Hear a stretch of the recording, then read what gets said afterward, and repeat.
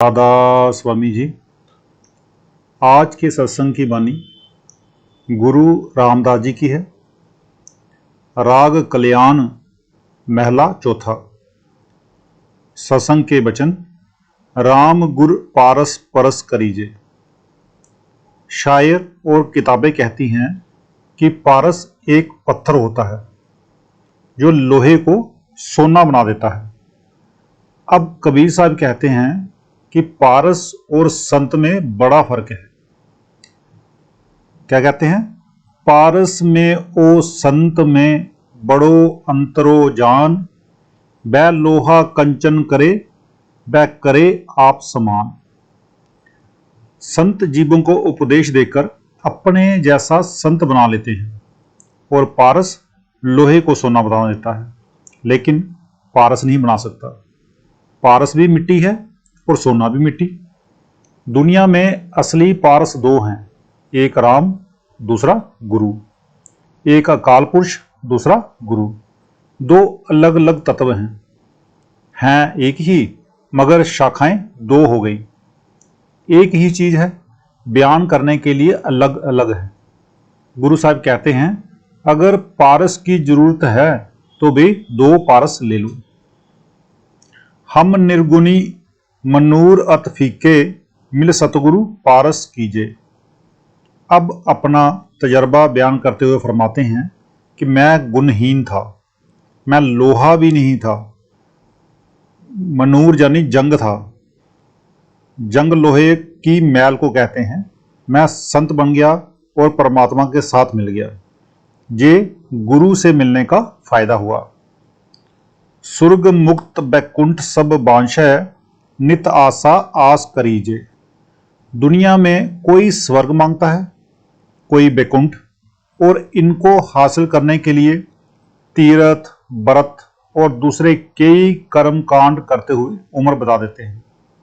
सारी दुनिया स्वर्ग के ख्याल में डूबी है, लेकिन मालिक के प्यारों का क्या ख्याल है? जे आगे कहते हैं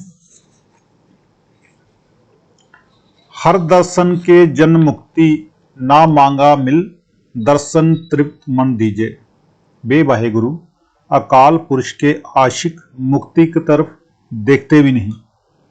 अगर तवज्जो जाती है तो हरि के दर्शन की ओर, वे और कुछ नहीं चाहते। जब वह मिल गया फिर बाकी क्या रह गया? अब राम और गुरु के बारे में बता दिया कि राम का ये फायदा है और गुरु का ये। माइया मोह सबल है, बारी मोह कालख, दाग लगीजे। मेरे ठाकुर के जन अल्पित हैं, मुक्ते ज्यो मुर्गाई पंख ना बीजे। दुनिया में माया का जबरदस्त जोर है। सारी दुनिया काजल की कोठरी है। कितना भी सियाना इसमें दाखिल हो जाए, दाग लगे बिना नहीं निकलता। किसी को कोई दाग लगा है, किसी को कोई। माया के प्यारे सभी काले रंग वाले हैं, खाली कोई नहीं। और जो परमात्मा के आशिक हैं वे बेटे बेटियों में, दुनिया के काम धंधों में रहते हुए भी ला ताल्लुक यानी कि अनासक्त हैं। जिस तरह मुर्गा भी पानी में रहती है, पानी में खाती है, मगर जब उड़ती है तो पंख सूखे के सूखे होते हैं, पानी उनको स्पर्श भी नहीं करता। इसी तरह परमात्मा के आशिक दुनिया में रहते हुए, दुनिया की लज्जत लेते हुए भोग भोगते हैं और फिर बेदाग चले जाते हैं। उन पर माया असर नहीं करती। क्यों? क्योंकि अभ्यासी महात्मा उस मक्खी की तरह हैं जो शहद के बर्तन के किनारे पर बैठकर शहद की लज्जत भी ले जाती है और साफ पंखों से उड़ भी जाती है। दुनियादार उस मक्खी की तरह है जो शहद के बर्तन के बीच में आ बैठी, बैठते ही पंख लिबड़ गए, शहद भी ना खाया और फंस भी गई। दुनियादार ईर्ष्या और बदले की भावना रखते हैं। द्वेष जलन ईर्ष्या वाले जहां भी जलते हैं आगे भी जलेंगे। महात्मा ने दुनिया की लज्जत भी ली और मालिक की दरगाह में भी चले गए। चंदन बास भुयंगम बेड़ी, किब मिलिए चंदन लीजे। काड़ खड़ग गुर ज्ञान करारा, बिख शेद शेद रस पीजे। चंदन इतनी ठंडी चीज है कि जहरीले सांप अपने जहर की तपिश को कम करने के लिए चंदन के पेड़ के साथ लिपटते रहते हैं। अगर चंदन लेना चाहें तो वे डस लेते हैं, अगर सांपों को मार दें तो चंदन मिल सकता है। वह बाहर की मिसाल है। अंदर की बात यह है कि शांति नाम की लज्जत हमारे अंदर है, मगर हमारे हृदय के ऊपर मन रूपी सांप बैठा हुआ है। जब तक ये सांप पकड़ा ना जाए, नाम की लज्जत नहीं मिलती। दूसरे लफ्जों में परमात्मा और हमारे बीच मन का पर्दा है। जब तक ये मोशनलेस, बेहरकत या खड़ा नहीं होता, वह नूर, वह प्रकाश नजर नहीं आता। मन को खड़ा करने के लिए सिवाय नाम के और कोई दवा नहीं, और वह आप सभी के अंदर है।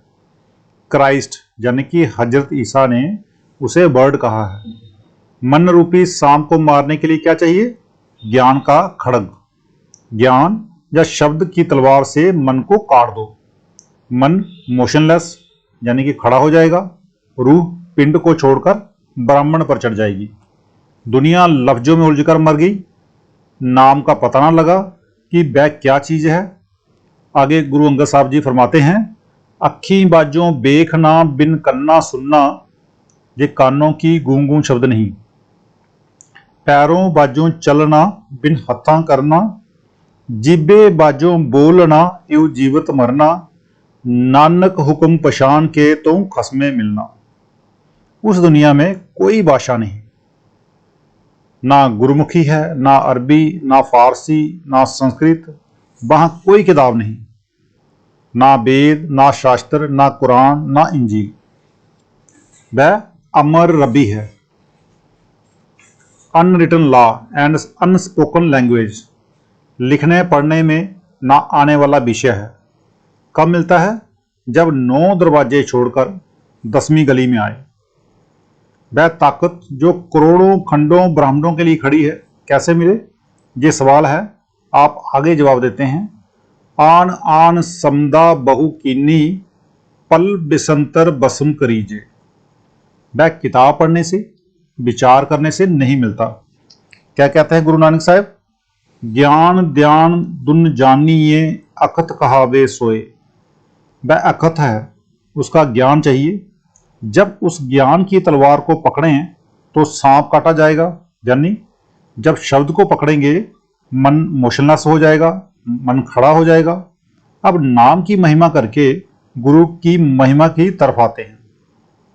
महा उगर पाप साकत, नर कीने मिल साधु लुकी दीजे। जिस तरह करोड़ों मन लकड़ियों का ढेर हो, आग की एक चिंगारी उसे राख करने के लिए काफी है, इसी तरह करोड़ों पाप, करोड़ों खोटे कर्म क्यों ना हो, जब ये जीव प्रेम लेकर सत्संग में आता है, सारे भस्म हो जाते हैं। ये गुरु रामदास जी का कहा हुआ वचन है, ब्राह्मण पलट जाए, संतों का वचन नहीं टल सकता। संतों के दर्शन करने से करोड़ों पाप नाश हो जाते हैं। साधु साध साध जन नीके, जिन अंतर नाम दरीजे, परस निपरस बे साधु, जन जन हर भगवान दिखीजे। घर बार छोड़ने से, कपड़े रंगने से साधु नहीं बनता, बल्कि जो साधना करके नाम को अंदर प्रकट कर ले, वह साधु कहलाता है। जिस तरह MA BA की डिग्री है, इसी तरह साधु संत और परम संत भी रूहानी प्राप्त की डिग्रियां हैं। जिस वक्त ये 9 दरवाजों से निकलकर 10वीं गली से होकर आकाश मार्ग पर आ जाए और सूरज चंद्रमा पार करके तुरीय पद में पहुंचकर ज्योत प्रकट कर ले, उस वक्त शिष्य कहलाने का हकदार होता है। जब तक मन इंद्रियों का गुलाम है, भोगों में रहता है, ये शिष्य कैसे हो सकता है? गुरु गोविंद सिंह जी फरमाते हैं कि जब तक अंदर ज्योत प्रकट नहीं होती, शिष्य नहीं बनता। मैं भी यही कहता हूं कि जब तक शिष्य तुरीय पद में पहुंचकर ज्योत प्रकट ना कर ले, जब तक काम मन इंद्रियां काबू में नहीं आती, तब तक शिष्य नहीं बन सकता। गुरु नानक साहब कहते हैं, सच्चदा पर जानिए जा आत्म तीर्थ करे निवास।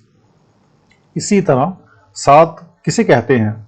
जिसने अपनी आत्मा पर से स्थूल, सूक्ष्म, कारण तीनों गिलाफ उतार लिए, जिसका पिंडी मन पिंड को छोड़कर ब्रह्मांडी मन में मिल गया, फिर ब्रह्मा पार ब्रह्मा में पहुंच गया। वहां अमृतसर है, जो वहां स्नान करता है उसका नाम साधु है। गुरु अर्जन साहब फरमाते हैं, साध की दूर करो स्नान, साध ऊपर जाइए कुर्बान। आगे फरमाते हैं, साध की महिमा वेद न जाने, जेता सुने तेता बखियाने। साध कोई मामूली अवस्था नहीं, शिष्य ही नहीं मिलते तो साध कहाँ? जो पार ब्रह्म में पहुंचे वह साध है। गुरु अर्जन साहब कह फरमाते हैं, सत्संग अंतर प्रभ टीठा, नाम प्रभु का लागा मीठा। साधुओं की संगति करके ही अकाल पुरुष मिलता है। साकत सूत बहु गुरजी, बरिया क्यों कर तान तनीजे, तंत सूत किश निकसे नाही, साकत संगना कीजे। कहते हैं, जो सूत गांठों से भरा हुआ हो, तार धागा कुछ ना निकल सके, उसका कपड़ा नहीं बुना जा सकता। इसी तरह जो साकत या मनमुख पुरुष हैं, जिनका मन हर वक्त खोटे ख्यालों की तरफ रहता है, वह नाम की तरफ आ ही नहीं सकते।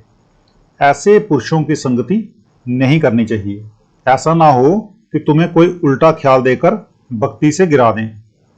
सतगुरु साध संगत है, निकी मिल संगत राम रवीजे। जो मन बुद्धि के दायरे में रहते हैं, वे इन संतों को बेइल्म जने अज्ञानी और मूर्ख कहते हैं। अब गुरु साहब फरमाते हैं कि सतगुरु और साध संगति दुनिया में बड़े भाग्य से मिलते हैं। इनके मिलने से वह राम परमात्मा याद आता है। यही कबीर साहब कहते हैं, कबीर दर्शन साध का साहिब आवे याद, लेखे में सोई घड़ी बाकी के दिन बाद। इसलिए सच्चे साधु से मिलना चाहिए। गुरु नानक साहब फरमाते हैं, सत्संगत कैसी जानिए, जिथे एको नाम बखानिए। कबीर साहब जी कहते हैं, गुर निंदक नारायण होई, बाको मुख ना देखो कोई। जहां गुरु या संतों की निंदा हो और कोई भी करता हो, उसका मुंह ना देखो, क्योंकि गुरु की निंदा महापाप है। अंतर रतन जवाहर मानक, गुर कृपा ते लीजे। दो चीजें इंसान के काम आती हैं, एक गुरु, दूसरा राम यानी शब्द। करोड़ों सिद्धियां, करोड़ों खुशियां इसके अंदर हैं, लेकिन जब तक पूरा गुरु मंजिलों का वाकिफ राह नहीं बताता और ये मेहनत करके ऊपर नहीं चढ़ता, ये चीजें नहीं मिलती। शांति दौलत अंदर है, बाहर नहीं। कस्तूरी मृग की नाभि में है, मगर ढूंढता वह जाड़ियों में है। मेरा ठाकुर बड़ा बड़ा है स्वामी, हम क्यों कर मिले मिलीजे। अब सवाल है कि वह अकाल पुरुष सचखंड में है, हम इस दुनिया में हैं। सभी जगह ढूंढ ढूंढ कर थक गए, मिले तो कैसे मिले। आगे आप ही जवाब देते हैं, नानक मेल मिलाए गुर पूरा, जन को पूर्ण दीजिए। अब फरमाते हैं कि गुरु पूरा हो, मुर्शिद कामिल हो, शिष्य को बिरा और शोक हो, गुरु राह दे दे तो मिलाप हो जाए, वह बाहर से नहीं मिलेगा। तो आज का सत्संग इतना ही, मिलते हैं कल के सत्संग में। राधा स्वामी जी।